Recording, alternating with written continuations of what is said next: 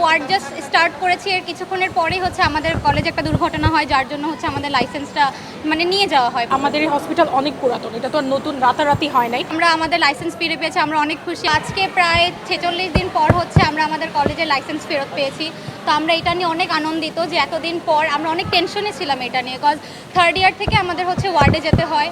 তো আমরা word just start করেছি, এর কিছুক্ষণের পরেই হচ্ছে আমাদের কলেজে একটা দুর্ঘটনা হয়, যার জন্য হচ্ছে আমাদের লাইসেন্সটা নিয়ে যাওয়া হয়। পরে এখন অনেক কষ্টের পরে এটা ফেরত পেয়েছি। তো আমরা অনেক খুশি, কারণ এটাতে অনেক গরিব মানুষরা আসে তাদের ট্রিটমেন্টের জন্য, তাদেরও অনেক সাফারিংস ছিল। এবং এখানে অনেক মানুষ যারা এখানে চাকরি করে, যারা আয়া মামারা যারা থাকে, ইভেন নার্স যারা সবাই আছে, সবাই হচ্ছে তাদের চাকরি একটা হঠাৎ করে তাদের চাকরি চলে গেছে। তো এটাও অনেক বড় একটা টেনশনের বিষয় ছিল।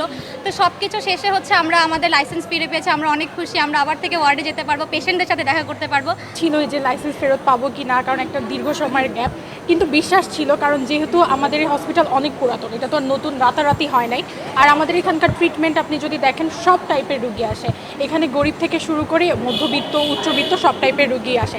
সো একটা কনফিডেন্ট তো ছিলই যে আমরা এতদিন সেবা দিয়েছি, তো এটা তো আর বৃথা যাবে না। So we are confident about this. আমাদের ডিফিকাল্টি আসলে সীমাহীন ডিফিকাল্টি। আমরা কি এই হসপিটালে থাকবো নাকি অন্য হসপিটালে যাব? অন্য হসপিটালে গেলে আমাদের পড়াশোনার মান তো আর সেম থাকবে না, কারণ আমরা ফার্স্ট ইয়ার থেকে এখানে আসছি, আমি এখন থার্ড ইয়ারে পড়ি। আর থার্ড ইয়ারে আমরা ক্লিনিক্যাল সাবজেক্টগুলোর সাথে আর কি অ্যাটাচড হই। তো এতদিন যেটা করছি আমরা থিওরি দিছি, তো একটা ডাক্তার হওয়ার জন্য তার থিওরি দিয়ে সম্ভব না। আমি কীভাবে একটা রোগীকে ট্রিটমেন্ট দেবো? সো এইগুলোর জন্য আর কি thankful to our prime minister and health ministry. So we are glad, very glad.